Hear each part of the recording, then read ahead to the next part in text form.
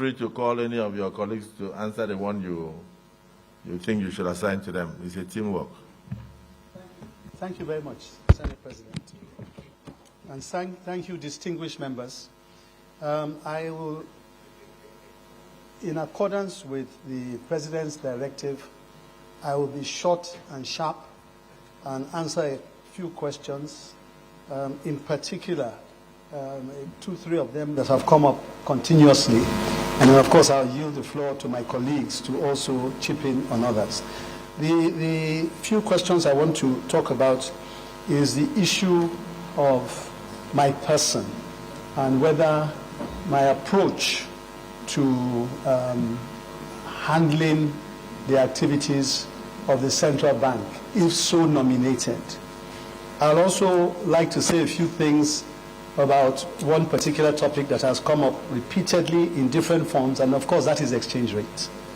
And then also would like to say something about another thing that has also come up repeatedly, which is inflation, the high cost of goods.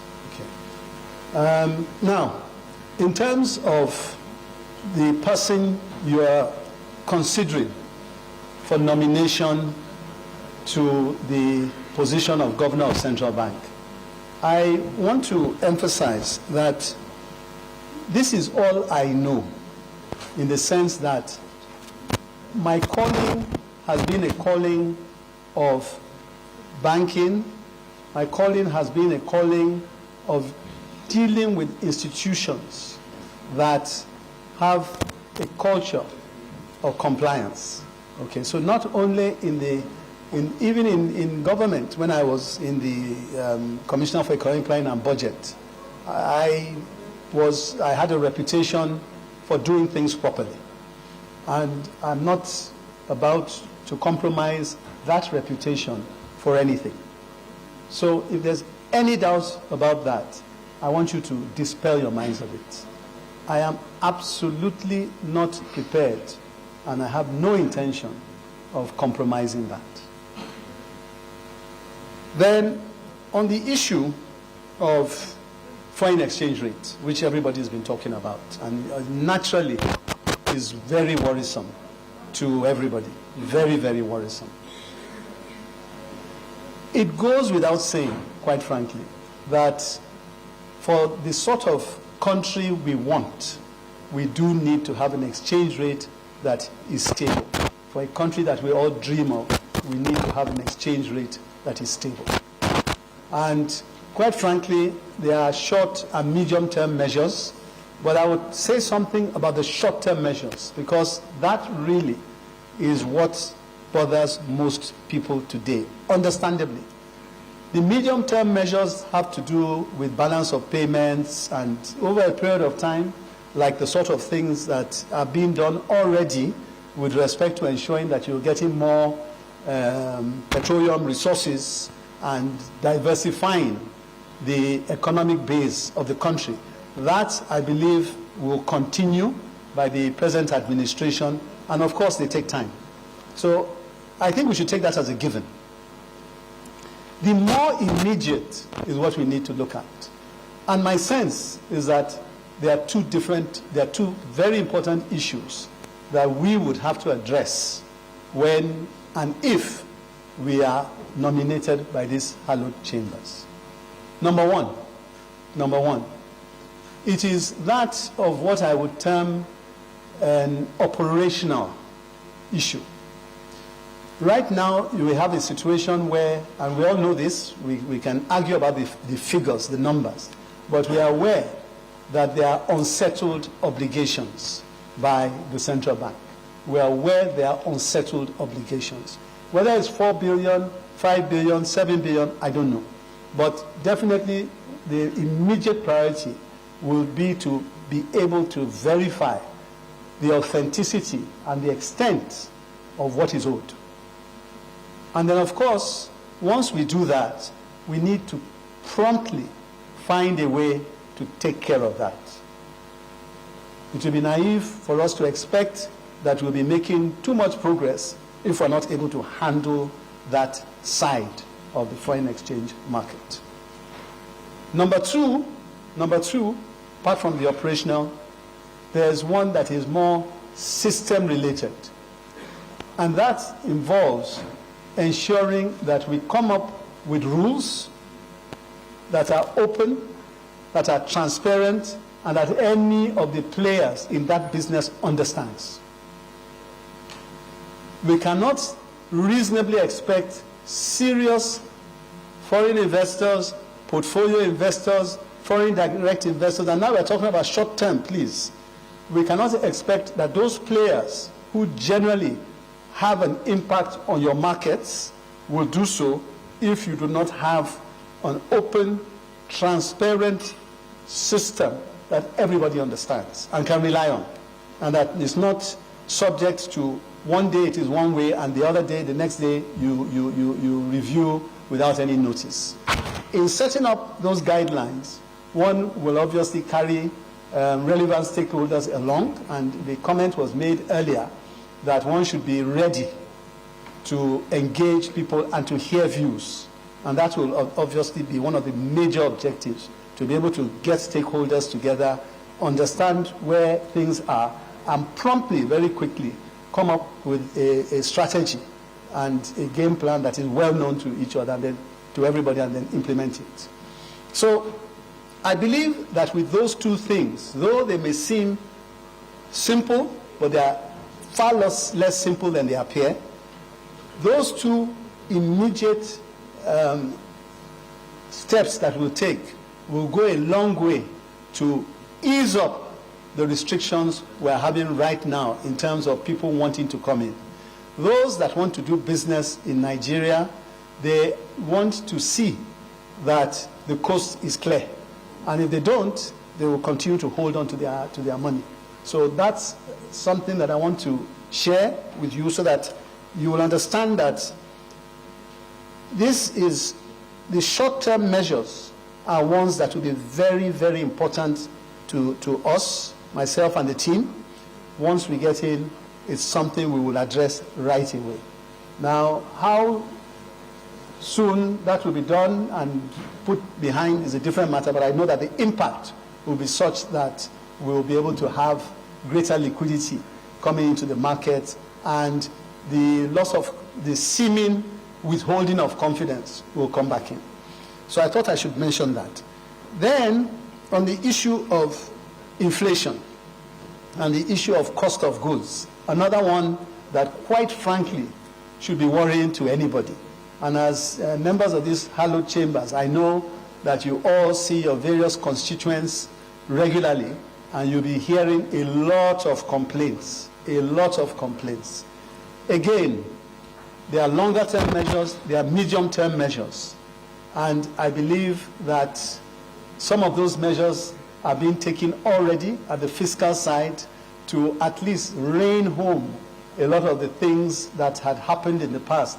You look at the removal of oil subsidy, you look at the tightening up on payments being made on taxes and a whole host of other areas.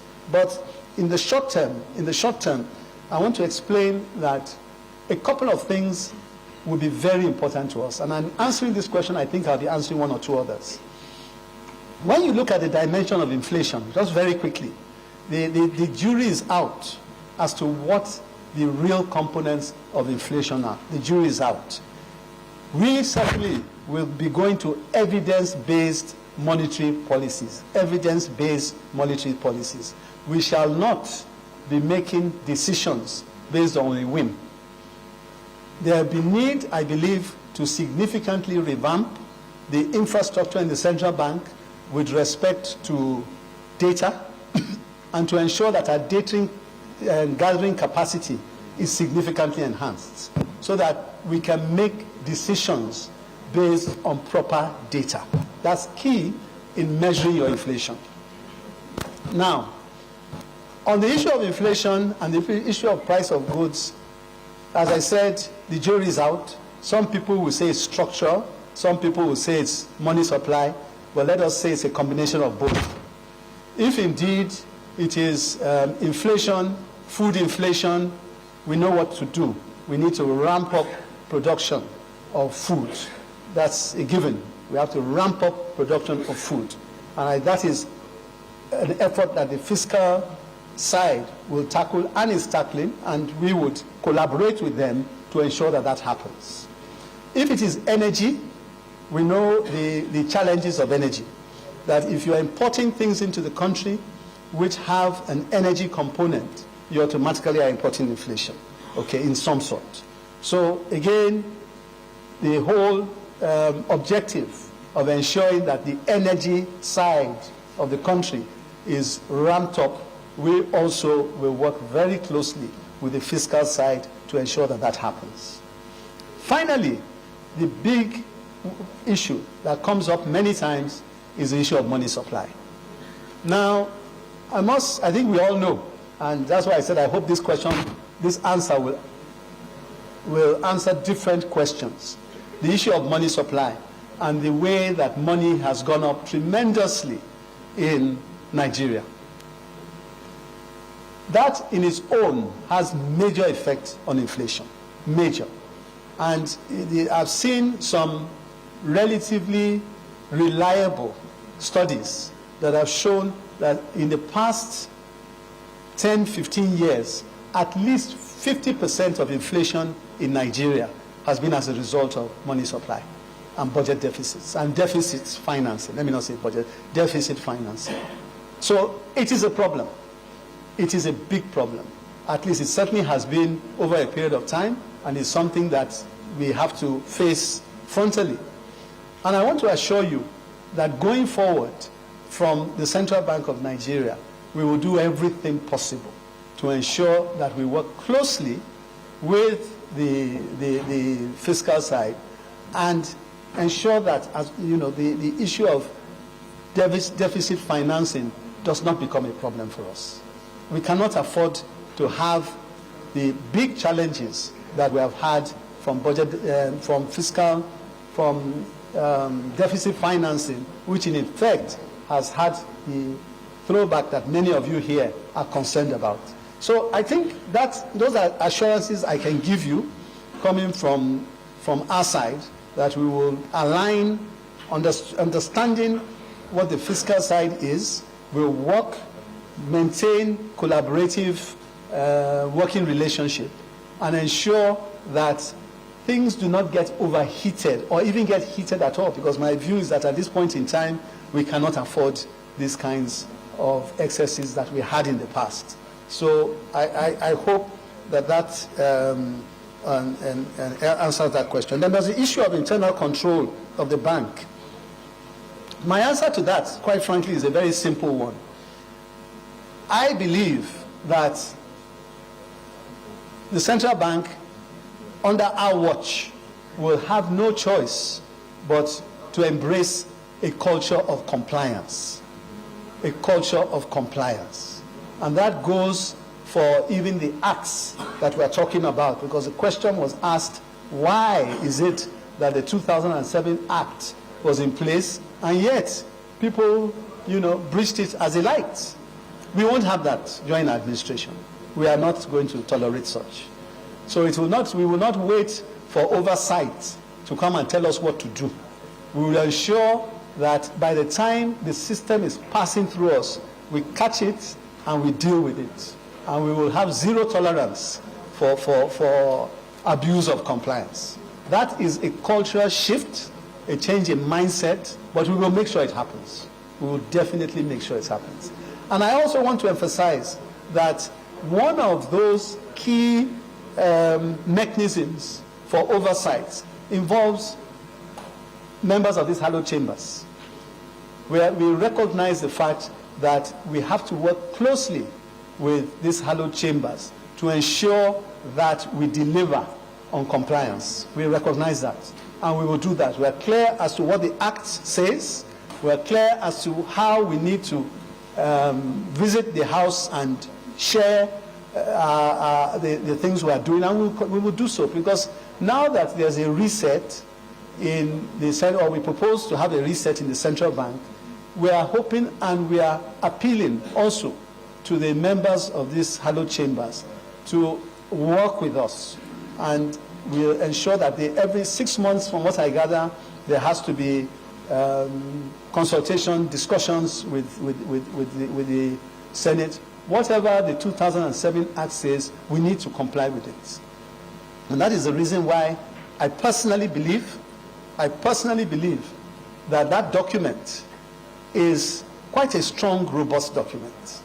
I feel that what has lacked there has been the issue of implementation and compliance. Fine, there may be rooms to talk about certain areas here and there. Yeah, and maybe it's a good enough time, although I think that the bigger issue, rather than looking at the document, is to ensure, okay, let us test this for a while and see how the culture of compliance takes root in the central bank. So with those, I think I would like to yield over to my colleagues to take a stab at one or two other issues that have been raised.